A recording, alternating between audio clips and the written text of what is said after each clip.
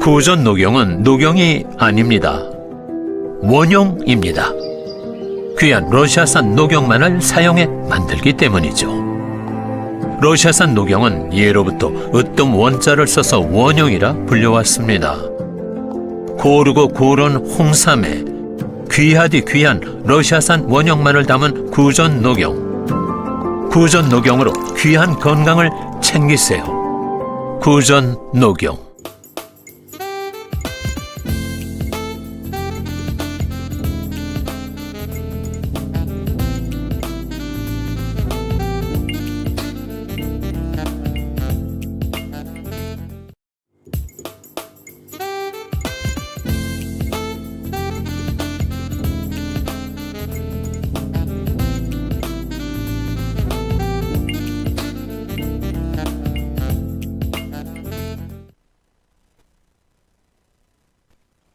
시청자 여러분 안녕하세요. 거짓말 하다가 딱 걸리고 나면 여러분은 보통 뭐라고 얘기하세요? 아 미안 내가 거짓말했어 이러세요? 아니죠. 보통은 뭐라고 하는 줄 아세요?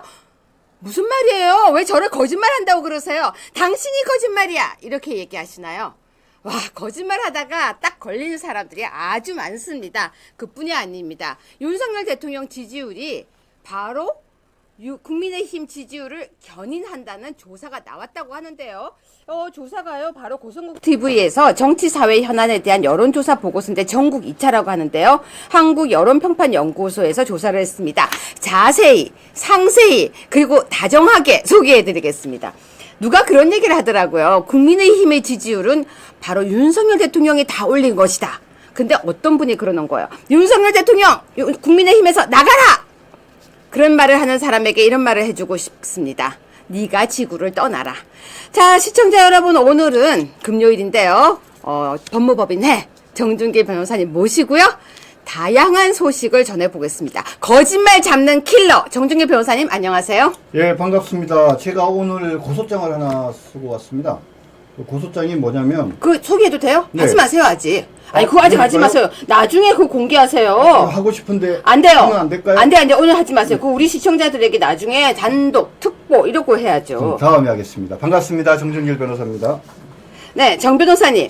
지금요, 일단 거짓말하는 사람들이 여기저기서 드러나기 시작했습니다. 네, 거짓말하는 사람의 특징이 뭔지 아세요? 거짓말하는 사람은요, 진실을 들어도 그 사람이 거짓말하는 사람이라고 생각해요. 근데 거짓말하는 사람들 특징은요, 말이 계속 바뀌어요. 그렇죠. 그러니까 자신의 말이 바뀌는 것도 중요하지만 다른 사람들이 진실을 얘기해도 진실을 얘기하는 사람이 거짓말한다라고 생각한다니까요. 왜? 다 자기 같으니까. 자, 시청자 여러분, 제가 퀴즈 하나 낼게요. 누가 제일 거짓말을 많이 하는 것 같으세요? 등장인물들 중에서. 이제 우리가 이 등장인물을 거의 다 외워버린 것 같아요. 근데 누가 제일 거짓말을 많이 하는 것 같았어요? 사실 아무 말 대잔치 같아요. 입에서 나오는 대로 막 얘기하는 것 같아요. 여러분은 누가 제일 거짓말 하는 것 같으세요? 그런데 자, 1번 뉴스 보면서 가겠습니다. 제일 웃긴 뉴스가 나왔습니다. 제가 생각한 오늘이 제일 웃긴 뉴스예요. 한번 보세요. 1번 뉴스. 정말 황당합니다. 어머나 감사드립니다. 유해 교수님, 정준길 변호사님 슈퍼챗 오랜만에 보니까 갑자기 감사. 정 변호사님. 네. 저기 보세요. 네. 리플리 윤석열? 저게 무슨 말이에요? 리플리 증후군이라고 하는 영화가 있었는데요. 여러분 10초도 못 버틴 리플리 윤석열의 거짓말. 아니 우리는 자기네들 보고 거짓말을 했다고 하는데 얘네들이 우리 보고요 윤석열 대통령이 거짓말이래요. 소개 좀 해주세요. 리플리 증후군이라는 것은 재능 있는 리플리 씨라는 어떤 소설을 원작으로 한 그 영화가 있는데요. 거기에서 계속 거짓말을 해요 주인공이. 네. 그러다가 나중에 뭡니까?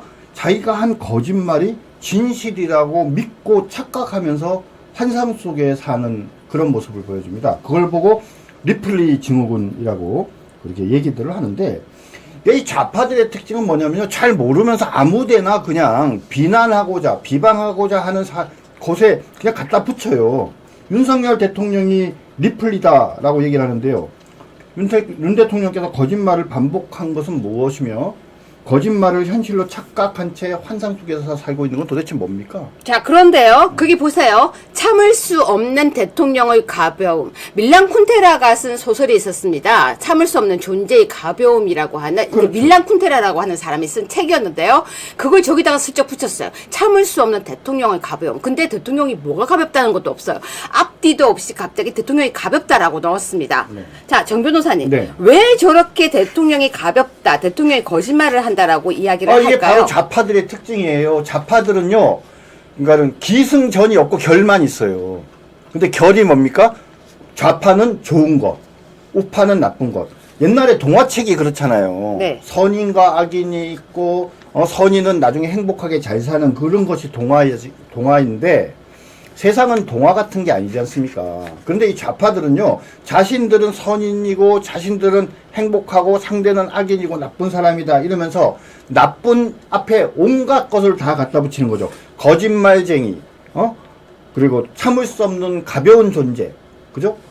경박한 존재, 기타 등등 해가지고 얘기를 하는데, 이런 식으로 일방적인 비난을 하는 내용을 이렇게 기사화하면 되는 겁니까? 뿐만이 아닙니다. 이번 뉴스입니다. 윤석열 입만 열면 거짓말을 궤변. 여러분, 제가 왜 이 소개를 하냐면요.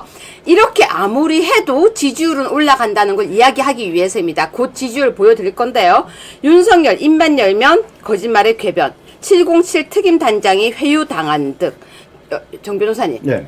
회유당했냐고 걱정해요. 아니, 입만 열면 거짓이라는 표현은 요즘에 민주당 좌파이들이 제일 많이 쓰는 말이에요. 네. 입만 열면 거짓말. 근데 별로 상상력이 부족하니까 이 말 말고 또 다른 말은 별로 잘 못 쓰는 것 같은데, 왜 707 특임 단장이 회유당한 듯 이 얘기 왜 쓰는 것 같아요? 자기네들이 원하는 대답을 안 하니까 썼겠죠. 이 사람이 지난번 12월 3일 날 계엄이 있은 이후에 이 사람이 자청에서 기자회견을 했어요. 네. 기자회견을 하면서 뭔가 본인들이 원하는 내용의 발언을 했었었는데, 요번에 헌법재판소에 증인으로 나와서 한 얘기를 그러니까 좀 달라졌어요. 그러면서 옛날에 내가 했던 얘기가 좀 잘못되고 이게 맞아요, 이렇게 얘기를 한 거죠. 네. 그러니까 자기네들 입장에서는 윤석열 대통령을 이 계엄이 잘못됐음을 입증할 증인으로 불렀는데, 옛날에 그 한 말을 이 사실이라고 생각하고, 그러니까 제가 저렇게 얘기할 거야라고 그렇죠. 믿었는데, 그렇게 말을 할 줄 알았는데, 그게 틀렸어요, 그게 잘못됐어요, 내가 말을 잘못했어요, 이렇게 얘기를 하니까 저 말이 왜 바뀌었을까 생각을 해보니까, 회유. 자기네들이 하듯이, 자기네들이 그 곽사령관이나 뭐 이런 여러 이상한 사람들 있잖아요. 그런 사람들과의 가짬짬이 관계처럼 아마도 윤석열 대통령 측에서 707 특임단장을 회유하지 않았으면 어떻게 말이 바뀌겠어? 그러니까 지들 수준이네요. 그렇죠. 자, 여러분, 근데요, 3번 뉴스 보시면은, 제가 지금 1, 2, 3번까지 준비를 했는데요. 민주당 탄핵 심판 여론전을 총력하면서 김병주, 유는 입만 열면 거짓말 궤변. 아니, 있잖아요. 입만 열면 거짓말, 유는 거짓말, 유는 이플리, 유는 가벼워. 그냥 계속 윤석열 대통령 욕을 하거든요. 네. 기사를 제가 검색을 해봤더니 거짓말이라는 용어를 딱 넣고 검색을 하면요. 거의 다 윤석열이에요. 자, 지금부터 여론조사 보겠습니다. 자, 정 변호사님. 네네. 우리 PD님, 이제 여론조사 제일 첫 번째 페이지를 보여주세요. 여러분, 이 여론조사는 2월 7일 오전 8시가 배포됐는데요. 한국여론평판연구소에서 고성국TV 의뢰로 나온 것입니다. 자, 정 변호사님, 이 여론조사를 일단 의미가 무엇입니까? 지금 일단 여론평판연구소가 어딘지 아시죠? 예전에 우리 아시아투데이가 여론조사를 의뢰해서 네. 한국여론평판연구소에서 최초로 40% 지지가 나왔던 그 여론조사를 한 곳이 여기입니다. 네. 그래서 민주당이 엉터리 조사다, 질문지가 잘못됐다 해서 온갖 문제를 제기했는데, 네. 선관위에서 아무 문제도 없다라고 해서 공신력을 인정받은 업체가 바로 한국여론평판연구소입니다. 네. 근데 이 여론평판연구소에 고성국TV에서 이전에도 여러 차례 여론조사를 요청을 했는데, 요번에 전국을 단위로 한 두 번째 정치사회 현안에 대한 여론조사를 했는데, 2월 7일 날 이제 이 결과 보고서가 나왔습니다. 네, 일단 소개를 좀 해주세요. 결과 보고서의 이제 뭐 내용은 전국 18세 이상의 남녀를 상대로 1000명, 표본 오차는 플러스 마이너스 3.1포인트고요. 응답률은 11.6%입니다. 조사 기간은 2025년 2월 5일부터 2월 6일까지 이틀간 진행이 됐고요. 연령별, 성별, 지역별 이런 여러 가지들을 잘 고려해서 가중값을 적용을 해서 제대로 된 아주 합리적인 그런 어떤 여론조사 결과라고 말씀드릴 수 있습니다. 여론조사 결과에서 뭐 여러 가지 질문들을 했습니다. 윤석열 대통령의 지지도, 차기 대선 투표 정당 후보, 국민의힘 지지도, 국민의힘을 왜 지지하느냐, 더불어민주당 지지도, 더불어민주당을 왜 지지하느냐, 윤석열 대통령에 대한 탄핵, 찬반, 그리고 윤석열 대통령과 국민의힘 지지를 비교하는 이런 8가지 이제 문항으로 되어져 있습니다. 자, 일단 이 지지도 조사에서 눈여겨봐야 될 것은요. 윤석열 대통령의 지지도가 47%가 나왔는데요. 이건 지금 최근 조사 결과는 거의 다 40%대를 유지하고 있다라는 게 굉장히 의미 있는 거죠. 예, 최근 펜앤드마이크가 의뢰한 이제 여론조사에서 51%까지 나온 것이 있긴 하지만 이제 이번에 47%가 나왔고요. 지지하지 않는다는 것이 51%가 나왔습니다. 4% 차이니까 표본 오차 범위 내에 있다라고 말씀드릴 수 있습니다. 네. 그리고 지금 여기에서 보면요. 차기 대선 투표 정당 후보 더불어민주당과 국민의힘을 봤을 때 국민의힘이 45%라고 했다면서요. 예, 만약 내일 차기 대선 투표를 한다면 선생님께서는 어느 정당 후보에게 투표하겠습니까? 이렇게 물어봤습니다. 사람 이름을 넣지 않고. 더불어민주당이 42%, 국민의힘이 45%. 물론 이것도 뭐 오차범위 내이지만 국민의힘이 3% 앞서는 것으로 나왔습니다. 자, 여기에서 의미 있는 것은요. 국민의힘을 왜 지지하느냐예요. 자, 시청자 여러분께 물어보겠습니다. 여러분 국민의힘 너무 마음에 드세요? 너무 좋으세요? 제가 오늘 민주당발 기사를 봤는데요. 민주당에서도요, 수박이라고 부르더라고요. 우리는 뻐꾸기라고 부르는데 그게는 수박이라고요. 그러면 뻐꾸기와 수박 누가 더 우위인가요? 아무튼 여러분 국민의힘 정말 좋아하세요? 요즘 마음에 드세요? 너무 좋아서 국민의힘 의원만 보면은 박수치고 그러세요? 아니에요.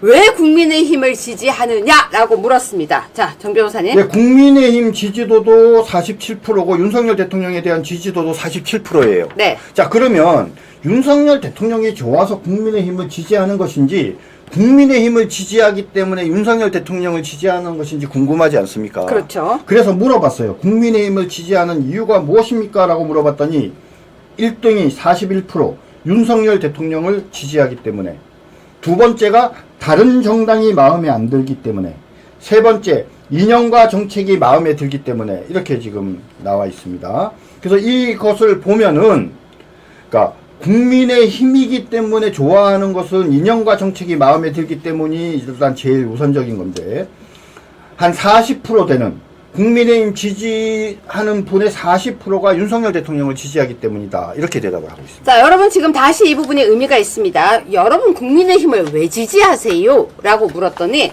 윤석열 대통령 때문이라고 했어요. 그럼 윤석열 대통령 때문이라고 한 걸 빼면요. 다른 정당이 마음에 안 들어서, 즉 민주당이 싫었으면은 국민의힘을 좋아하는 이유가 생각보다 빈약합니다. 이념과 정책이 마음에 드는 것도 빈약한데요. 제일 부끄러운 게 뭔지 아세요? 소속 정치인들이 마음에 들기 때문에는 3%예요. 그러면 국민의힘의 의원들은 마음에 들지 않는다고 봐야 되는 대답 아닌가요? 예, 맞습니다. 그뿐이 아니라 이념과 정책도 그저 그렇다는 거예요. 그러면 갑자기 왜 이렇게 국민의힘을 좋아하느냐라고 했을 때 결국은 윤석열 대통령이 있기 때문인 거예요. 그런데 국민의힘의 많은 의원들 중에 몇몇이 국민의힘에서 윤석열 대통령이 탈당하라, 출당시켜라 라고 한 적이 있었습니다. 정 변호사님. 맞죠. 한동훈과 그 주변 세력들이 지난번에 그런 짓들을 했죠. 그런데 이제 국민의힘 지지도랑 지지도에서 윤석열 대통령을 지지하기 때문이라는 답이 41%가 나왔는데, 이제 이것이 가진 의미를 이해하려면 더불어민주당 지지 이유를 같이 비교를 해보면 네. 확실히 나타납니다. 더불어민주당을 지지하는 이유를 물어보니까 이재명 대표를 지지하기 때문이 30%예요. 윤석열 대통령을 지지하기 때문이 41%인데 이재명을 지지하기 때문이 30%니까는 11%가 앞서죠. 그 다음 이념과 정책이 마음에 들기 때문은 우리는 17%밖에 안 되잖아요, 국민님. 네. 근데 여기는 이념과 정책이 마음에 들기 때문이 자그마치 26%예요. 9%라도 높습니다. 그다음 다른 정당이 마음에 안 들기 때문에는 국민의힘 지지하는 분들이 34%인데 네. 다른 정당이 마음에 안 들기 때문에 더불어민주당을 지지하는 분들은 24%에 불과해요. 그러니까 이게 무슨 말이냐면 더불어민주당은 이념과 정책이 마음에 들기 때문에 적극적으로 지지하는 사람이 많다라는 얘기예요. 아, 그럼 더불어민주당, 특히 민주당은요, 생각보다 그 당의 이념을 좋아하네요. 그렇죠. 그러니까 이건 또 달리 얘기하면 뭐냐면 이재명이 아니더라도 그렇죠? 이념과 정책이 마음에 들기 때문에 더불어민주당 지지하는 사람들은 여전히 존재할 가능성이 있는 거죠. 그런데요, 정 변호사님, 더불어민주당의 이념이 뭐예요? 더불어민주당의 의미는요, 민주가 없는 거죠. 아니, 그렇게 말고요. 여러분, 근데 민주당의 이념은 뭐예요? 아, 갑자기 제가 궁금해진 거예요. 민주당의 이념이 뭐죠? 뭐길래 이렇게 이념을 좋아한다 그러죠? 민주당의 이념은 무엇인지는 민주당 사람들도 몰라요. 그래서 제가 사실은요, 아까 방송 오기 전에 민주당 당원인 일반 국민들 중에서 10명에게 제가 물었어요. 그냥 카톡으로. 네. 왜 민주당에 들어갔어요? 하니까 민주당이란 이름이 좋대요. 네. 그래서 진짜 민주주의를 실현할 수 있는 아주 고급스러운 당이라는 거예요. 그래서 이게 무슨 말이지? 이게 무슨 말이지? 제가 정말 그랬습니다. 그래서 실질적으로 그 당의 이념과 정치, 철학을 제대로 아는 경우가 생각보다 부족한데요. 오히려 제가 그 사람들에게 물었어요. 그 당의 정책과 이념이 무엇이냐라고 물었더니 호남 사람들이 민주당의 이념을 그냥 좋아하는 거다. 네. 그래서 호남의 그냥 일방적인 몰표일 거다라는 10명의 대답을 들었습니다. 자, 그런데요, 정 변호사님. 네. 윤석열 대통령 탄핵을 찬성하는 사람이 세상에 생각보다 좀 많아요. 윤석열 대통령의 탄핵에 대한 찬반을 물어봤더니 찬성이 53%, 반대가 44%입니다. 네. 근데 이제 이거를 제대로 분석을 하려고 하면 윤석열 대통령에 대한 지지도와 비교를 해봐야 돼요. 네. 윤석열 대통령을 지지하는 사람이 47%고 지지하지 않는 사람이 51%예요. 그죠? 그런데 그 중에서 반대하는 사람은 탄핵 찬성을 반대하는 사람이 44%예요. 이 말은 뭐예요? 윤석열 대통령을 지지하는데도 탄핵돼야 된다라고 생각하는 사람이 3%가 있다라는 거고요. 윤석열 대통령을 지지하지 않는 사람들은 대부분이 다 탄핵에 찬성을 하고, 그죠? 플러스로 바로 윤석열 대통령을 지지한다는 사람들 중에도 그래도 대통령은 탄핵돼야 돼 이렇게 생각하는 사람이 있다는 거죠. 근데 참 이상한 건요. 윤석열 대통령이 탄핵되어야 된다고 생각하는 사람들은요. 굉장히 맹목적으로 탄핵이 무조건 돼야 된다고 생각하고 이번은 당연히 탄핵이라고 생각을 하더라고요. 네. 특히 탄핵은 그냥 정해져 있어 라고 하는데 그 정해져 있으라고 생각하는 사람들도 두 부류로 나눠집니다. 첫 번째는 잘못했으니까 탄핵이 돼야지 라고 하는 생각도 있지만 이미 헌재가 정해놓고 하니까 탄핵이 될 거야 라고 하는 사람들도 있더라고요. 그런데 아주 재밌는 신문 기사가 나왔습니다. 4번 기사입니다. 4번 기사 좀 보여주세요. 탄핵 심판, 반환점을 돈 계엄의 재구성인데요. 탄핵 심판이 반환점을 돌았습니까? 정 변호사님? 그러니까 지금 탄핵 재판이 다음 주 이제 11일과 13일까지 하면 거의 끝이죠. 네. 18일 날은 예정이 되어 있지 않은데 아마 18일 정도까지는 할 가능성이 많은 거로 보이고요. 네. 그 다음에 이제 20일 날은 지금 뭐 형사재판 준비기일입니다. 그래서 열리기가 어려울 걸로 보이는데 그렇게 해서 보면은 지금 이제 거의 반환점이 아니라 거의 한 3분의 2 가까이 왔다라고 오히려 볼 수 있을 정도 아닌가 싶습니다. 자, 그런데요. 지금 여기 보면은 되게 재밌는 내용이 저기 나와 있어요. 왜냐면은 누구는 어떻게 진술했고 누구는 어떻게 진술했고 근데 누구는 검찰에서 했던 얘기랑 다르고 공소장하고 진술이 다르고 경찰서에서 한 것과 진술이 다르고 여러분 이 뉴스를 제가 오늘 분석을 했는데요. 진술이 다르고 진술이 배치되고 이런 내용들이에요. 그건 무슨 말이냐면은 우리가 말하는 진술의 일관성이 무너졌다는 거 아닌가요, 정 변호사님? 예, 맞습니다. 지금 뭐 이제 탄핵 재판이라는 것은 결국 형사소송법을 준용하는 것이고 결국 그러면은 이제 물적 증거죠. 서류나 이런 물적 증거들. 그 다음에 사람의 진술, 인적 증거지. 이것을 결합해서, 과연, 헌법과 법률, 특히 헌법을 위반해서 탄핵을 할 만한 사유가 있는지, 그리고 그것이 중대한지, 그래서 대통령을 그만두게 할 정도의 사안인지 부분에 대해서 면밀하게 검토를 하는데 그 검토의 전제가 사실관계잖아요. 사실관계. 그럼 무엇이 사실이고 무엇이 진실인지를 이제 따져봐야 되는데 결국 그것을 따질 때는 말한 사람의 그 말이 사실인지 아닌지 신빙성이 있는지 믿을만한지 이런 부분을 따져봐야 되지 않겠습니까? 근데 어떤 사람이 여기서는 A라고 얘기하고 저기서는 B라고 얘기하고 헌법재판소에 와서는 C라고 얘기하고 그죠? 여기서는 갑이 A라고 얘기하고 저기서는 not A라고 얘기하고 막 이렇게 되면 그렇죠. 그 사람 말을 믿기 어렵지 않습니까? 그렇죠. 근데 실질적으로 지금 탄핵 재판이 시작되면서 맨 처음에 탄핵 재판이 시작될 때 다수의 사람들은요 그냥 탄핵 재판은 통과 의례에 불과하다. 네. 왜 그러냐면 관계된 사람들이 수사기관에서 조사를 받으면서 진술했다는 내용이 언론에 지금 수없이 보도가 됐지 않습니까? 네네. 그래서 그 사람들이 수사기관에서 조사받으면서 진술했다는 내용에 따르면 네. 윤석열 대통령은 빼도 박도 못하게 그죠? 계엄의 요건을 갖추지 않고 계엄을 무리하게 하면서 결국은 국회의 기능을 방해하려고 했다. 그렇기 때문에 탄핵 당할 수밖에 없다라고 결론을 낼 수밖에 없다고 생각들을 했어요. 근데 막상 한 사람, 두 사람, 세 사람 나와서 증언들을 쭉 하는데 이분들이 나와서 증언을 하는데 이전에 수사기관에서 조사했다라고 언론에 알려진 내용과 다른 진술들을 하기 시작한 거죠. 맞아요. 네. 여러분은요, 이제 특히 우리가 이런 말을 합니다. 엄마는 아이의 거짓말을 잘 잡아내죠. 근데 선생님들도 학생들이 거짓말을 잘 잡아내요. 네. 근데 여러분 있잖아요. 여기 엄마 많이 계시잖아요. 엄마는 어떨 때 아이가 거짓말 한다고 아세요? 그러면 자, 정 변호사님. 네. 검사 시절. 네. 어떨 때 거짓말 한다고 잡으셨어요? 범인이? 범인이요? 피의자? 그러니까 피고인? 뭐 피의자? 피고인? 여러 가지가 있죠. 아니 그래도 어쩔 때 딱 얘 거짓말이다. 눈동자가 흔들릴 때. 아이 그까지는 너무 심리전이고요. 말이 바뀌면 거짓말이라고 생각하지 않아요? 말이 바뀌면. 그렇죠. 합리적인 설명을 못하면 납득할 만한 해명을 못 내놓으면. 근데 제일 중요한 게 방금 말씀하신 그거예요. 말이 달라지면. 그쵸? 말이 달라지면 그건 거짓말이라고 생각하죠. 예, 여러분 근데 거짓말쟁이들이 거짓말을 할 때요. 이야기를 하는데 분명히 앞에서 한 이야기와 뒤에서 한 얘기가 달라질 때가 있어요. 그런데요. 이게요. 더 재밌는 것은요. 예를 들어서 어제 한 얘기와 오늘 한 얘기가 상반될 때까지는 좋은데요. 진짜 머리 나쁜 거짓말쟁이는 어떻게 하는 줄 아세요? 아침에 한 얘기가 오후되면 달라요. 통화를 하고 있는데요. 분명히 통화 앞에 시작할 때 말과 뒤에 말이 다른 거예요. 그렇게 거짓말은 잡는 거예요. 거짓말은 반드시 말이 바뀝니다. 그런데 어제 보면요. 말이 바뀌는 사람이 있었어요. 그렇죠. 여기 보니까 지금 엄마가 너무 재밌어. 엄마가 자식들 거짓말 말이 더듬거리고 눈동자가 대굴대굴 말이 더듬어요. 근데 거짓말 할 때 또 특징이 있어요. 예를 들면요. 예를 들면요.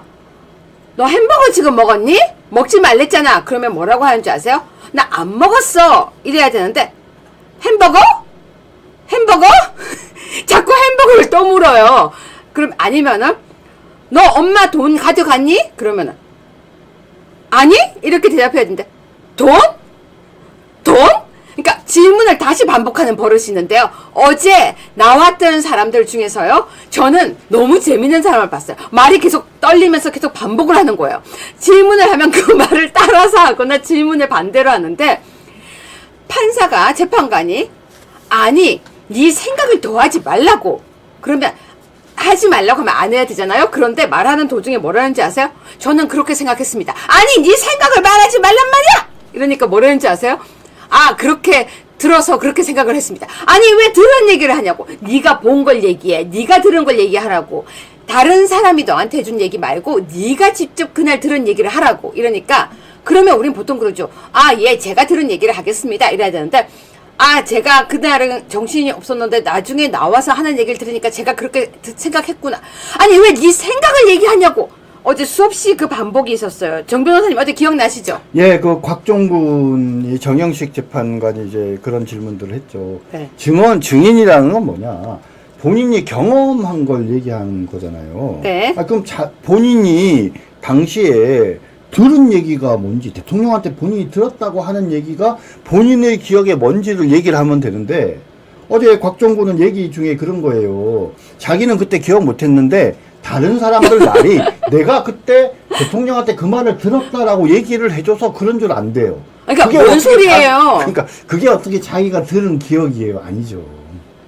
자, 그리고 여기 지금 댓글 중에 보니까 거짓말을 할 때는 화를 낸대요. 맞아요. 여러분 자꾸 묻잖아요. 그러니까 예를 들어서 그래서 그거 네가 했다고 안 했다고 그러면은 왜 자꾸 물어요? 내가 여기에 지금 증인으로 나왔잖아요.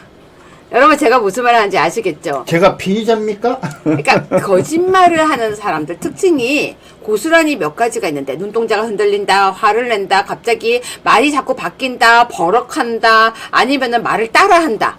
어제 보면요 그렇게 따라한 경우가 되게 많았었어요. 근데 5번 뉴스 보겠습니다. 박선원, 민주시민, 양심군인, 홍장원이 내란 막은 것. 정 변호사님 이건 또 뭔 소리래요?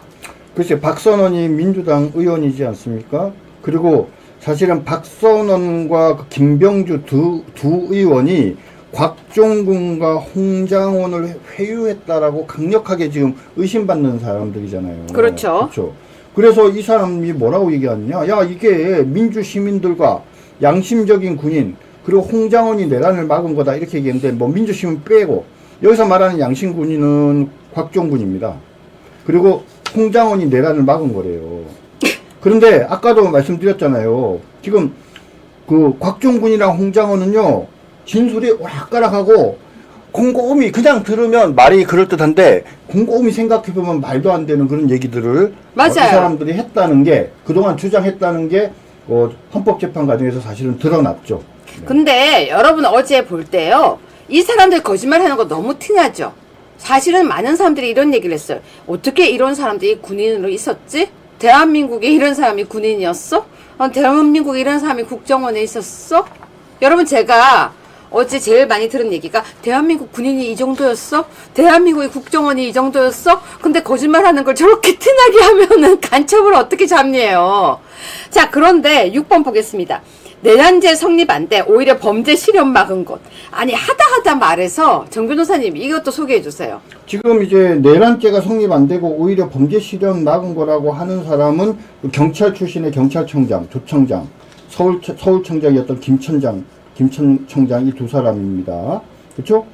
경찰청장으로서 경찰에게 당연히 요구되는 치안 활동을 한 거다. 근데 이거를 계엄을 위한 지원 활동으로 보면 안 된다. 그죠? 치안 활동을 했기 때문에 계엄까지 안 간 것이다. 이렇게 이야기를 하고 있어요. 사실 이 말이 거의 맞는 말이죠. 자, 그래서 7번 뉴스입니다. 윤석열 대통령은 이미 알고 있는 거예요. 어제 워딩을 정확하게 했습니다. 자, 윤석열 대통령이 어제 뭐라고 얘기했습니까? 탄핵 공작이 시작됐다. 미안합니다. 제가 없어서. 어제 제가 이 두 사람의 영상을 방송하기 위해서 계속 돌려봤어요. 어제 저녁에. 근데 보다가 좀 똑똑하게 거짓말 좀 해라. 제가 그 말이 튀어나오는 거예요. 눈이 막 흔들리고요. 거짓말을 하다가 나중에는 화도 내고요. 나중에는 재판관의 말을 따라하는 거. 그런데 윤석열 대통령이 뭐라고 했습니까? 정 변호사님. 예, 지금 홍장원과 곽종군으로부터 내란 프레임과 탄핵 공작이 시작된 것으로 보인다. 이렇게 얘기를 했어요. 홍장원이 한 말, 곽종군이가 한 말이, 그쵸? 사실이 아닌데, 걔네들이 말한 허위 주장이 마치 사실인 것처럼 언론들을 통해서 전파가 되면서, 그리고 의도적으로 유포가 되면서 내란 프레임이 만들어지고, 그것이 진실인 것으로 거기에 쏘군 사람들이 거기에 동조하면서 결국은 탄핵 공작이 시작됐다. 이렇게 정확하게 이야기를 하고 계십니다. 네, 윤석열 대통령은 정치적 의도를 정확하게 직격을 한 것입니다. 어제 제일 많이 나왔던 이야기 중에 하나가 윤석열 대통령이 검찰총장이었던 거, 검사를 했던 거 그냥 한 거 아니네라는 얘기가 제일 많이 나왔었습니다. 혹시 여러분 어제 누구죠? 어제 우리 통화했던 석동현 변호사님이 뭐라고 하셨냐면요. 대통령은 그냥 되는 거 아니다라고 했는데요. 윤석열 대통령이 검사 출신 맞더라고요. 정확하게 꿰뚫고 있어요. 그리고 어제 나온 얘기 중에 제일 많은 얘기가 윤석열 대통령이 어느 변호인보다도 말을 더 잘한대요. 여러분 어제 속 좀 시원하셨죠? 그런데 8번 뉴스입니다. 문영배가 SNS 거짓말 의혹에 흔들리는 헌재 신뢰. 뭔 말인지 정 변호사님한테 여쭤보겠습니다. 8번 뉴스요. 그러니까 문영배가 그 SNS에 이상한 글들을 과거에 올렸다는 것은 이제 언론에 많이 보도돼서 우리 시청자 여러분들께서 잘 아실 거예요. 뭐 유엔군 묘지 관련된 얘기부터 자기가 우리법 연구에 가장 좌쪽에 있다는 얘기까지 해가지고 뭐 여러 가지 문영배가 과연 공정한 이 헌법 재판을 할 수 있을까를 의심할 수밖에 없는 그런 내용들이 나왔는데 문제는 뭐냐? 문영배가 그러니까는 본인이 과거에 썼던 글들을요 고쳐요. 쓱 고쳐. 그런 다음에 뭐라고 얘기를 하냐면 야 확인해봐 이렇게 얘기를 해요. 증거인멸? 네, 그래서 들어가서 확인을 해보면 옛날이랑 내용이 달라져 있는 거죠. 그 쓱 고쳤죠, 국민의힘도. 그렇죠. 그런 식으로 고치면 안 되는 거 아닙니까? 그죠? 네, 여러분 문영배가요 현재 재판장 대행을 하고 있는데 문영배가요 증거인멸하면 안 되죠. 슈퍼챗 감사드립니다. 아까 써주신 글 잠깐 제가 읽어드릴게요. 거짓말 장애가 많습니다. 그래서 대한민국이 오염됐습니다. 그건 저도 100번 공감합니다. 그런데요 9번 보면요 울먹였던 707 단장. 여러분 제가 있잖아요. 저는 군인이 울면서 나와서 인터뷰하는 거 보면서요 자 와줘래 그러는 할머니를 옆에서 진짜 봤어요. 식당에서 하필이면 군인이 나와서 방송을 하는데 옆에 식사하시던 할머니가 자 와줘래 그러는데 제가 웃음이 엄청 터졌었어요. 울먹였던 707 단장 말이 바뀌었다면서요, 정 변호사님? 예, 아까도 말씀드렸죠. 좀 김현태는 국회 측 증인이에요. 네. 자기네들한테 유리한 증인이라고 생각하고 불렀는데 이 사람이 지난 12월 19일 날 자청에서 기자회견하면서 뭐라고 얘기를 했냐면 곽종군으로부터 이런 얘기를 들었답니다. 국회의원들이 모이고 있다. 150명을 넘으면 안 된단다. 막아라. 안 되면 들어가서 끌어낼 수 있겠냐. 이런 뉘앙스로 얘기했다라고 얘기를 했어요. 응? 그런데 끌어내라라는 얘기는 들은 적이 없다. 이렇게 갑자기 말이 바뀌었어요. 들어가서 끌어낼 수 있겠느냐라고 옛날에는 곽종군이가 얘기했다라고 했는데 지금은 그런 얘기는 듣지 못했다라고 얘기를 해요. 얼마나 다른 얘기가 돼버립니까? 그죠? 그 옛날에는요, 여러분, 정치인들이 거짓말을 해도요, 옛날에는 참 찾기가 힘들었어요. 인터넷이 발달 안 되고 옛날에 종이신문만 이렇게 나와서 종이신문을 도서관에 가서 찾아서 확인을 해야 되는데 인터넷 세상이 되면서요. 이 말했다가 저 말했다가 말 바꾸는 정치인들이 이제 꼼짝도 못하게 돼버렸어요. 진짜 그래요. 특히 페북이라든지 이런 걸 막 쓰다 보면 나중에 다 남는 거예요. 너 옛날에 이렇게 말했잖아. 너 옛날에 이렇게 말했잖아. 그런데 케이블 타이 얘기도 해야 돼요. 네, 하세요. 지금 뭐냐면 김현태가 그때 12월 9일날 기자회견할 때 뭐냐 이 케이블 타이라는 것을 자 인원을 포박할 수 있으니 잘 챙겨라 이렇게 얘기했다는 거예요. 사람을 포박하기 위한 목적으로 케이블 타이를 가져갔다 이렇게 얘기를 했는데요. 근데 요번에 막상 증인신문 하는 과정에 뭐라고 얘기를 했어요? 문을 봉쇄할 목적으로 케이블 타이를 갖고 왔다. 왜 말이 바뀌냐고요. 사람을 봉쇄할 목적은 아니다 이거예요. 그러면 예전에 12월 9일날 김현태 얘기를 듣고 왜 국민들이나 언론이 흥분했어요? 사람을 끌어내라라고 지시를 받았습니다. 그 다음 케이블 타이는 그런데 사람을 뭡니까 묶으려고 그렇게 가져간 거예요 라고 얘기를 해서 사람들이 흥분했는데 사람을 끌어내라고 한 적도 없고요. 케이블 타이는 사람 묶으려고 가져간 게 아니에요. 이러면 12월 9일날 했던 얘기랑 지금 어제 6차 증인신문 때 했던 얘기가 같은 얘기입니까? 자, 그래서 16번 뉴스입니다. 헌재 재판관들이 결국은 지적을 했어요. 여러분, 제가 어제 저녁에요. 이제 이렇게 여러분 이렇게 모니터링을 제가 이제 이걸 하다가 그 눈썹 하얀 우리 이 재판관님이 나중에는 눈썹이 이렇게 이렇게 쭉 올라가는 거예요. 약간 포청청 같기도 하고 그분 외모가 범상치 않잖아요. 근데 오죽하면 눈썹이 이렇게 찍 올라가더라고요. 자, 16번 뉴스 소개해 주세요. 자, 우리 지금 현재 윤석열 대통령에 대해서 가장 불리한 증언을 한 사람은 두 사람입니다. 하나는 홍장식이고요. 네. 하나는 홍장원이고 하나는 곽종군 이 두 사람이에요. 네. 근데 곽종군이는 이제 뭐냐면 이거예요. 이 사람이 사령관이잖아요. 뭐 특수전 사령관인가. 근데 이 사람이 뭐라고 얘기를 했냐면 대통령이 끌어내! 이랬다는 거 아니에요. 누구를 끌어내? 근데 처음에는 요원을 끌어내는 거다 이렇게 얘기를 했어요. 요원. 요원? 그러더니 갑자기 그 요원이 아니고 의원이라는 거예요. 갑자기. 네. 그러더니 요번에 이제 법정에 와서는 헌법재판소에 와서는 인원이라는 거예요. 인원. 아니 무슨 로댕 오뎅 덴뿌라예요? 네. 자, 대통령께서 자기한테 요원을 끌어내, 인원을 끌어내, 의원을 끌어내, 인원을 끌어내. 이게 똑같아요, 여러분? 아무리 정신이 없어도 어떻게 이 말이 같아요? 더군다나 이 요원이라는 표현은요, 지가 언제 쓴 거예요? 김병주가, 지 상사였던 김병주가 사령관실로, 이 유튜버랑 한 두 사람이랑 같이 두 사람이 가서 유튜버를 들고 가서 방송을 했잖아요, 생방송을. 네네. 아까 김현태 특수임무단장은요, 울먹울먹 했죠. 곽종군이요, 엉엉 울었어요. 그러면서 그때 지가 지 입으로 요원 끌어내라고 했다라고 말을 했어요. 요원. 네. 그런데 갑자기 김병주나 이런 사람들이 그거를 술적 의원으로 둔갑시켜서 그래서 의혹들이 생긴 거잖아요.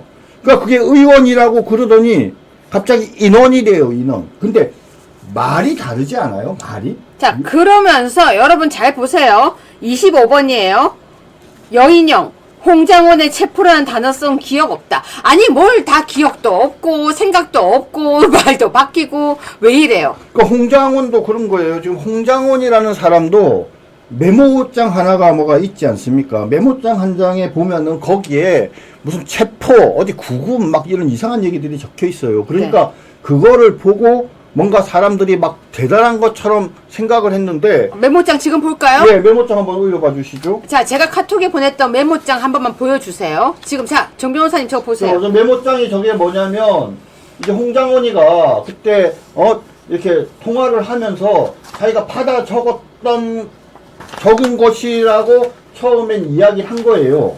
그래서 저 자료를 내라고 했더니 이 자료를 냈는데, 자 보세요.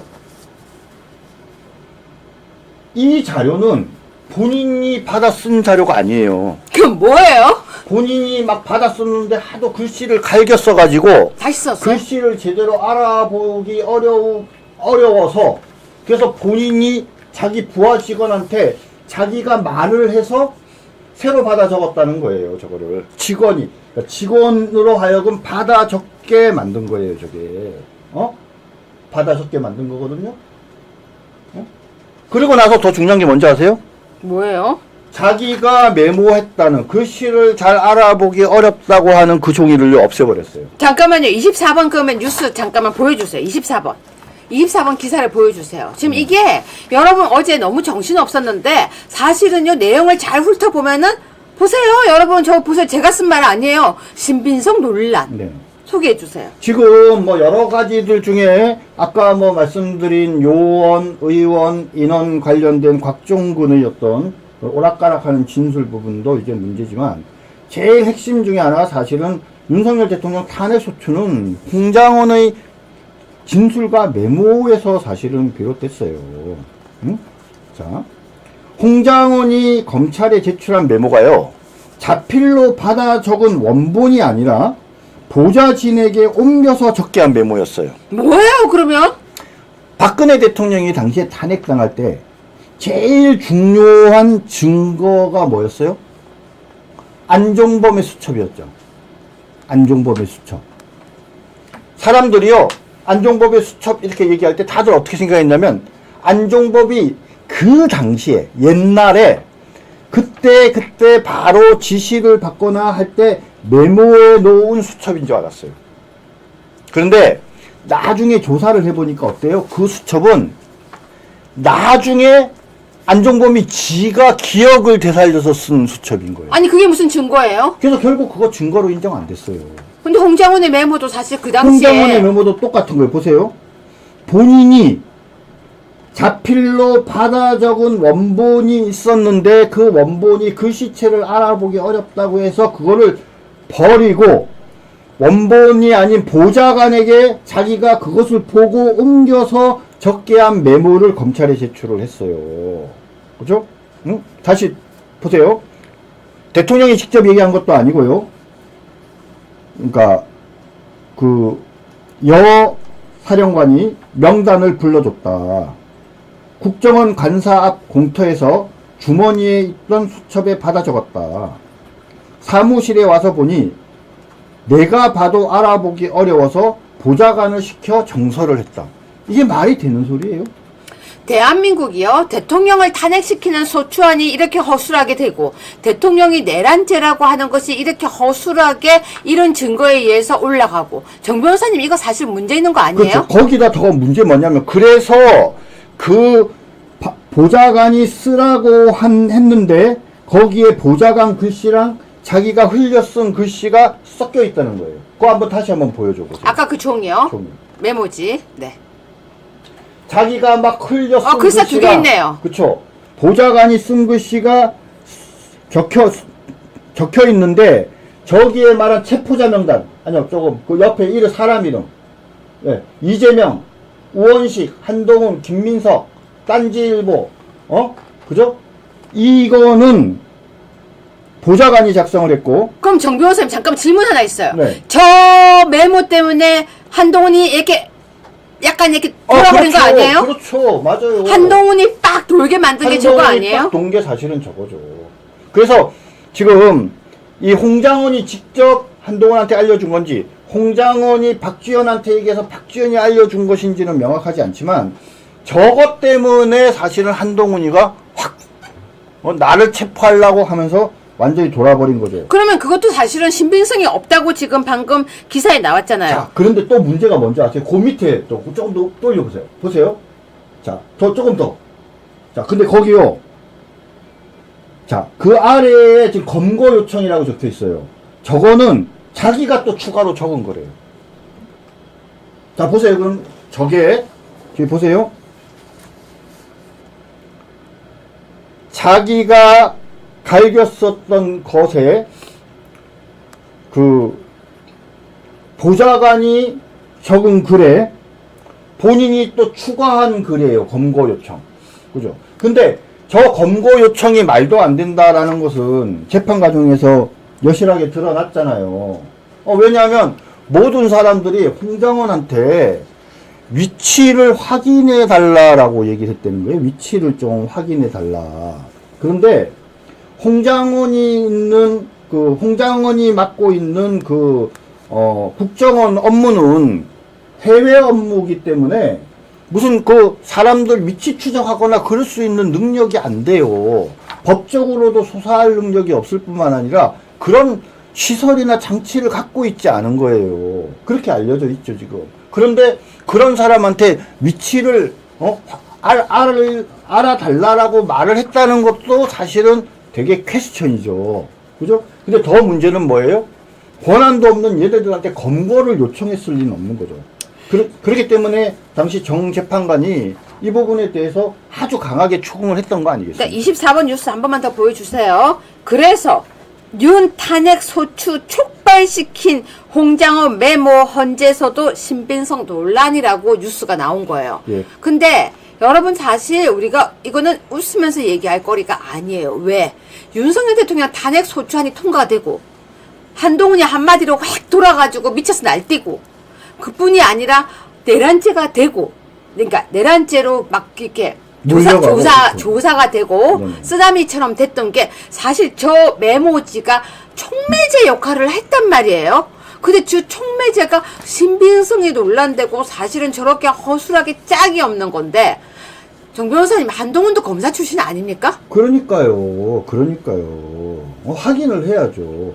그러니까 정 재판관이 이렇게 물어봤어요. 검거 지원 요청이라고 안 쓰고 왜 검거 요청이라고 썼냐 그랬더니 생각나는 대로 갈겨 써서 다시 합리적으로 적어놓지 않은 것은 인정한다. 이렇게 얘기를 했어요.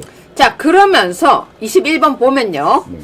계엄 증인 진술 윤에 유리하게 급전환. 아예 뉴스 제목이요. 21번 뉴스입니다. 정 변호사님, 뉴스 제목이 저렇게 붙었어요. 네네, 맞습니다. 탄핵 심판 기류가 확 달라지고 있다. 제가 아까도 말씀드렸지만 탄핵 재판이 시작될 때까지만 하더라도 그러니까 그냥 통과 의례처럼 진행이 되고 대통령한테 결정적으로 불리할 거다. 그리고 언론에 보도된 대로 이런 여러 사람들이 결국은 언론에 보도된 내용대로 헌법재판소에서 진술을 하고 그것을 달리 추궁을 못하기 때문에 그것이 허위임을 거짓임을 제대로 추궁할 수 없기 때문에 결국 탄핵은 기정사실이 될 거다라고 했는데 방금도 말씀드렸지만 곽종군도 말이 달라져요. 그러니까요. 그렇죠? 요원이 의원이 되고 인원이 됐어요. 그리고 계속 재판장 말을 따라 하잖아요. 국회의원이라고 한 적이 없다 그래요. 네. 홍장원도 거기에 지금 검거 이런 얘기들이 말도 안 되는 내용이고 그게 바로 그 자리에서 쓴 게 아니라 두 사람 세 사람이 가피를 하고 나중에 쓰고 또 시기적으로도 적절하지 않은 얘기들도 적혀 있고 이런 얘기들이 다 지금 확인이 됐죠. 이진우 소방사령관과 여인영 방첩사령관도 대통령의 체포 지시가 없었다라는 것도 지금 얘기가 나왔습니다. 이런 여러 가지 얘기의 결론은 뭐예요? 지금 헌법재판소 재판관이 제일 관심을 갖는 건 뭐예요? 두 가지인데 첫 번째는 뭐냐면 국회의원들을 그치? 국회의원들이 그 해제, 계엄 해제를 의결하지 못하도록 방해하려는 실질적인 시도가 있었는지예요. 네. 말은 홍장원의 말이나 과거의 말을 들어보면 마치 그런 시도가 있을 수 있었던 것처럼 들리는데 결론은 뭐예요? 그런 건 하나도 뭡니까? 없었어요. 그러니까 사실은 헌법재판소 재판관들이 지금 당황스러운 거죠. 그다음 또 두 번째가 뭐냐면 그거예요. 체포하라라는 얘기가 있었다는 얘기들도 막 중구난방으로 나와 있는데 누구 하나 체포하려고 누군가가 시도된 적조차 없잖아요, 지금. 말만 있는 거지. 그죠? 근데 여러분한테 제가 먼저 여쭤볼게요.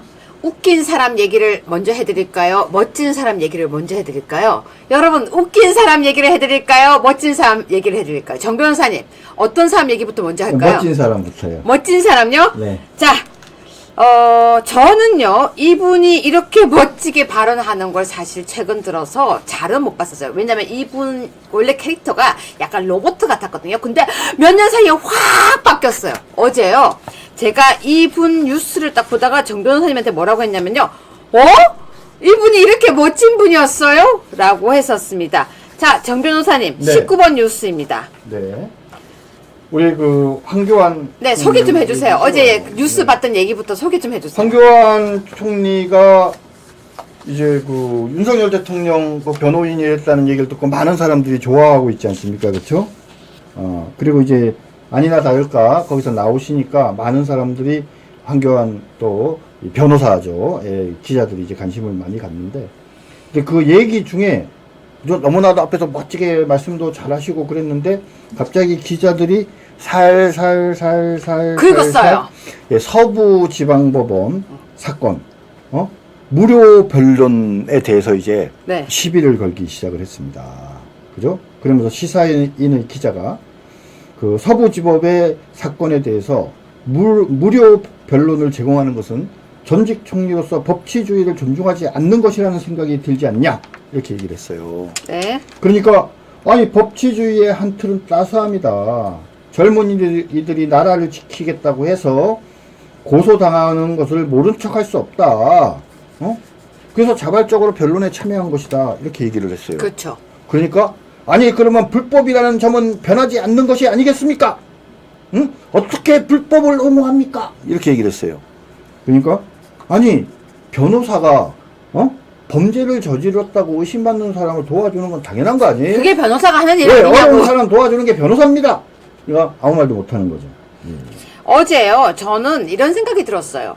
저도 이제 법 쪽에서 이렇게 법학을 공부한 사람으로서 어쨌거나 오랜 시간을 살아가고 있는데 윤석열 대통령께서 재판 속에서 말하는 것과 그리고 황교안 나는 변호사예요 하시던데 황교안 총리가 어제 이야기하는 내용을 들으면서요, 참 우리나라의 법조인들 멋있게 나이 들어간다 생각이 들었습니다. 어제 그래서 황교안 이제 변호사라고 본인을 설명한 그분을 보면서 참 멋있다는 생각이 들었는데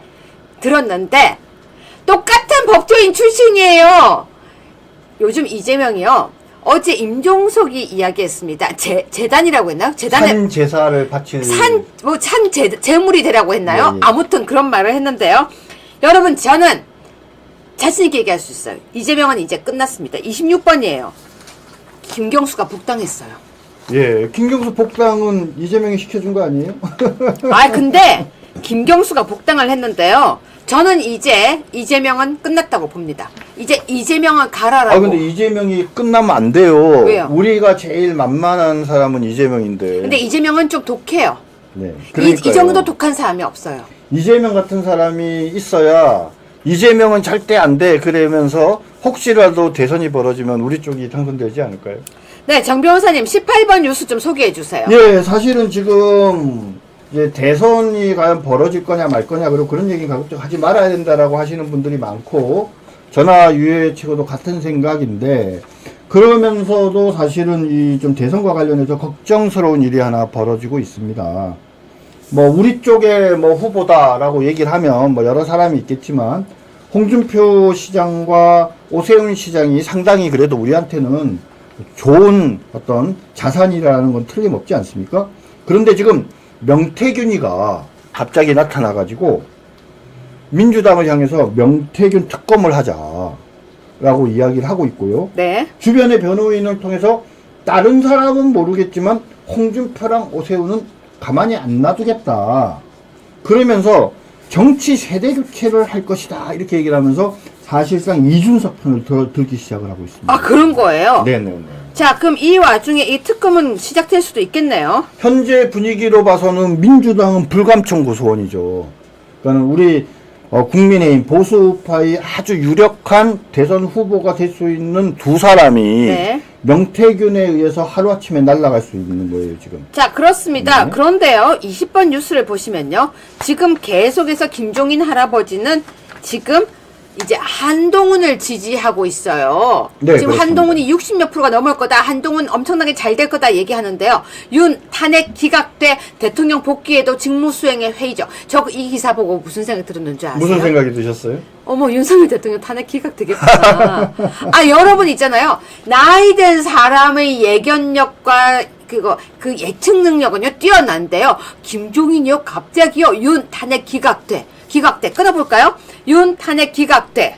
그러면 기각된다는 얘기예요. 네. 정 변호사님 지금 보세요. 저 워딩은 기각된다는 거잖아요. 네, 기각될 수 있다고 보는 거죠. 하지만 대통령의 복귀에도 직무수행을 제대로 하기 어렵다. 그러니까 겁나는 거예요. 네. 기각이 돼도 대통령 선거하자 그 얘기잖아요. 네. 근데 그게 되나요, 말이? 그거 지금 저 말이 워딩이 뭐냐면요. 제가 해석해 볼까요? 윤석열 탄핵 기각될 것 같아서 겁나 죽겠어. 여러분 어떠세요? 저 워딩 보니까요. 예. 자, 오늘요, 윤석열 대통령이 이렇게 면회를 이제 하셨습니다. 그래서 윤석열 대통령의 워딩이 몇 가지가 나왔는데요. 일단 정 변호사님 12번 뉴스 보겠습니다. 네. 윤석열 대통령이 얼마만큼 통이 큰지 계속 나오고 있는데요. 12번 뉴스 소개해 주세요.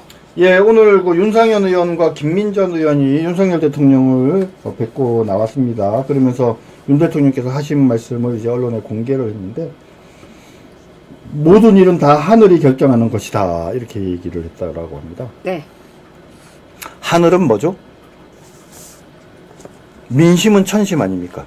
그러면 국민이 민심이네요. 결정하는 그 뜻이군요. 네, 그 얘기입니다. 모든 것은 다 국민이 결정한다. 지지율이 네. 올라가면 탄핵이 안 된다. 그 내용이네요. 네, 그러니까 윤석열 대통령이 국민의 자존심 대통령 이렇게 네. 얘기했어요. 나는 국민의 자존심 대통령이기 때문에 당당할 것이다 이렇게 얘기했잖아요. 그렇죠? 그게 뭡니까? 민심은 천심이고, 그렇죠? 천심이 바로 국민의 마음이기 때문에 그런 국민의 자존심을 지키는 대통령으로서 당당하게 이 고난을 당당하게 헤쳐나가겠다 이런 말씀이시죠. 네, 그리고 10번 뉴스입니다. 네. 민주당 좌파 카르텔이 너무 세다. 내가 헌재에 나가서 이야기하기를 잘했다라고 직접 이야기를 했는데요. 네네. 네, 정 변호사님. 네. 헌재에 나가서, 그리고 13번 뉴스입니다. 13번. 국민의 자존심 대통령 당당할 것. 헌재 나가기를 잘했다. 자, 소개해 주세요. 네, 지금 뭐 민주당과 좌파 카르텔이 아주 협잡을 해가지고 지금 현재 헌법재판소에서 우리법 연구회 출신 어떤 헌법재판관들이 국민과 헌법과 법률을 중심에 놓지 않고 정파성을 중심에 놓고 무조건 결론을 정해놓고 신속함을 가장해서 무조건 윤석열 대통령을 탄핵시키려고 하는 음모를 꾸미고 있고 실행하고 있다는 점에 대해서 뭐 이제는 누구나 다 알고 있습니다. 근데 누구나 다 알게 된 것은 사실은 윤석열 대통령께서 거기 직접 나가셔가지고 그죠? 진짜 필요한 순간순간마다 반드시 해야 될 말씀을 하시기 때문에 그런 것들이 이제 드러난다고 봅니다. 근데 윤 대통령이 말씀하셨잖아요. 이 사건을 내가 제일 잘 안다 그랬잖아요. 그렇죠. 그런데 되게 멋있게 스스로 변론을 하세요. 네, 그렇습니다. 그리고 내용을 정확하게 콕콕 짚고요. 어떻게 보면은 검사 시절에도 저렇게 멋있었을까 싶을 정도로 제가 이때까지 봐왔던 어떤 법조인보다 더 날카롭게 말씀하시고 상대가 말을 못하게 이렇게 콱 잡는 그 능력이 있더라고요. 그렇습니다. 대통령께서 헌재 나가는 것에 대해서 좀 부정적인 얘기를 하시는 분들이 아직도 여전히 있는 것 같은데 저는 매우 잘못된 생각이라고 봐요. 물론 윤석열 대통령이 가서 헌법재판소에 가서 무조건 올백은 아니에요. 하지만 윤석열 대통령께서 나가지 않아서 말씀하지 않으시고 예전에 박근혜 대통령 때처럼 소극적으로 어떻게 보면 끌려다니면서 재판을 받는 것과 비교를 해보면 득보다 실보다 득이 훨씬 많다. 한 적어도 한 10배는 된다. 이렇게 자신있게 말씀드리겠습니다. 자, 마지막 뉴스로 여러분 11번 뉴스인데요. 제일 중요한 뉴스 제가 아끼고 아껴뒀습니다. 윤석열 대통령이 구속 취소를 신청했었는데요. 사실은 구속 취소할 만했네라는 이야기가 계속 나오고 있습니다. 근데 이게요, 문제가 있네요. 명확하지 않은 구속기간 구속 취소 불시로 됐는데 사실요, 정 변호사님이요, 어제 저한테 너무 기뻐하면서요, 세상에 탄원서를 이렇게 많이 냈어요 했는데요. 제가 오늘 소개 안 하는 건 좀 더 모아서 월요일날 공개하겠습니다. 정말 많은 사람들이 탄원서 오늘은 아껴두겠습니다. 진짜 감동이었어요. 이렇게 많은 탄원서를 본 것은 저도 머리털 나고 처음이고요. 또 여러분이 모두 함께 해주셨다는 게 너무 감동이었는데 오늘은 조금 아껴두겠습니다. 대신에 자, 구속 취소 정말 터무니없는 내용 아니라는 기사가 나왔습니다. 그렇다면 가능성이 올라가고 있다는 얘기겠죠. 가능성이 올라가는데 우리가 윤석열 대통령을 위해서 할 수 있는 게 있다면 정말 좋겠죠. 자, 기사 소개해 주세요. 예, 지금 대통령 잠깐만요. 구독 취소가 아니고요. 구속 취소요. 지금 제가 너무 놀랐어요. 구독 취소하라는 얘기가 아니고요. 잠깐만, 제가 지금 구독 취소하라고 여러분한테 또 하는가 봐. 너무 놀래가지고요. 자, 구속 취소가 아니고요. 구독은 신청해 주시고요. 구속 취소 신청서입니다. 순간 너무 놀랐어요. 소개해 주세요. 예, 구속돼서 재판받고 있는 윤석열 대통령을 석방하는 방법은 형사소송법상 3가지가 있습니다. 첫 번째는 보석제도가 있고요. 두 번째는 구속집행정지제도가 있고, 세 번째가 구속취소제도가 있습니다. 이 3가지 중에 변호인단에서 고심 끝에 선택한 첫 번째 카드가 바로 구속취소 신청입니다. 그래서 왜 취소 신청을 했는지를 이렇게 유심히 살펴보니까 원래 검찰의 구속기간은 열흘인데 이번에 보아하니 실질적으로 기소를 할 때 구속기간인 열흘을 넘겨서 기소한 불법이 있기 때문에 당장 구속을 취소해야 된다라는 것이 중요한 구속취소 신청의 이유였습니다. 그리고 내용을 살펴보면 충분히 그런 주장을 할 만하다, 이렇게 말씀드릴 수 있습니다. 자, 보실 때요, 지금 네. 이런 기사가 나오는 건 의미가 있는 거죠. 그럼요. 그리고 이게 약간의 논란의 거리도 있는 거죠. 논란의 거리가 있죠. 논란의 거리가. 제가 지난번에 말씀드렸어요. 자, 구속적부 심사를 하는데 제가 1월 15일 날, 만약에 1월 15일 날 오후 2시에 구속 영장이 신청이 돼서 적부 심사 신청을 해서, 그래서 그 다음 날 구속 피의자 신문 영장 실질 심사를 했다고 쳐요. 그러면 서류가 검찰에서 법원에 갔다가 그 다음 날 돌아와서 15일 날 오후 2시에 갔다가 그 다음 날 오전 10시에 돌아왔다고 쳐요. 그러면 갔다가 돌아오는데 2시라고 합시다. 12시간밖에 안 되잖아요, 시간이. 오후 2시에 갔다가 새벽 2시에 내봤어요. 그럼 딱 12시간인데 지금 법의 규정에 따르면 어떻게 돼요? 기록이 간 날, 기록이 돌아온 날 하니까 뭐예요? 15일, 16일 하니까 이틀을 빼야 돼. 그러니까 이게 문제가 분명히 있어요. 실질적으로는 12시간만 빼야 되는데 이 규정에 따르면 48시간을 빼야 돼요. 그러니까 36시간을 더 빼게 되는 이 상황이 잘못된 거 아니냐. 좀 더 구체적으로 하나 더 말씀을 드리면 체포 적부심을 하는 경우에는 네. 간 시간부터 온 시간이에요. 근데 왜 영장 실질 심사는 간 날부터 온 날이냐 이거죠. 그래서 표현은 날이라고 돼 있지만 실질적으로는 기록이 간 때부터 온 때로 해서 시간상으로 계산을 하면은 윤석열 대통령에 대한 그 구속기간 만기는 26일이었다. 25일, 24시면 끝났다 적어도. 그런데 그 넘어서 기소를 했기 때문에 열흘을 넘겨서 기소를 한 거기 때문에 구속 취소해야 된다. 이런 주장입니다. 자, 정 변호사님, 오늘 이 많은 거짓말들 보니까 어떠셨습니까? 자, 시청자 여러분들, 이렇게 거짓말한 걸 한번 모아보니까 어떠십니까? 누가 제일 거짓말을 많이 한 것 같습니까? 그러게요. 우리는 상대방을 향해서 너 거짓말 이렇게 말 안 하잖아요. 근데 쟤네들의 특징은 그거예요. 뭐가 거짓말인지 모르는데 그냥 거짓말이래요. 그냥 네가 한 말은 다 거짓말이야. 밑도 이런 끝도 없어. 식이잖아요. 그러면서 뭐라는 줄 알았어요? 입만 열면 거짓말이래. 그러니까요. 아니, 이야기를 아예 입만 열면 거짓말이래. 말하지 말라는 거죠. 그러니까. 자, 얘기해주세요. 마무리를 해주세요. 예, 뭐 여러분들 지금 이제 재판이 2월 4일 6일 끝나고 이제 12일, 13일 이제 2번 남았는데 지금까지 윤석열 대통령과 우리 변호인들이 너무 잘해왔습니다. 많은 사람들이 처음에는 탄핵될 수밖에 없다고 생각을 했지만 이제는 헌법 재판만으로 보더라도 뭡니까? 기대를 할 만한 그런 상황으로 바뀌고 있습니다. 우리가 조금 더 기운을 내고 힘을 내서 우리가 해야 될 일은 뭐냐면 대통령에 대한 지지도를 더 올리고 대통령에 대한 탄핵 반대 의견을 더 강화하는 것이 우리가 제대로 할 일이라고 생각합니다. 네, 함께 했으면 좋겠습니다. 네, 저는요, 여러분은 홍장원과 곽종근 누가 더 재밌었나요? 근데 저는 사실 홍장원은요, 생각보다 조금 더 뺀질함이 있었어요. 그러니까 이 거짓말을 하는 테크닉 같은 것도 조금 더 뺀질함이 있는데 곽종근은요, 저는 진짜 이 말이 절로 나왔어요. 곽종건, 넌 내게 웃음을 줬어. 넌 내게 웃음을 줬어. 너무 웃긴 거예요. 어제 있잖아요. 이렇게 재판장이 얘기하면 재판장을 쳐다보면서 그 말을 따라하는 거예요. 네? 네? 막 이러면서. 아무튼 전 그랬습니다. 자, 여러분, 제가요, 오늘 그 광고 하나 해야 됩니다. 근데, 정 변호사님 드셔보세요. 이게요, 향이 되게 진해가지고요, 옆에 놓고 있었는데, 진짜 향이 진합니다. 진짜. 제가, 힘이 나는데요. 방송 1시간 더 합시다. 하나 더 마시세요. 하나 더 마시세요.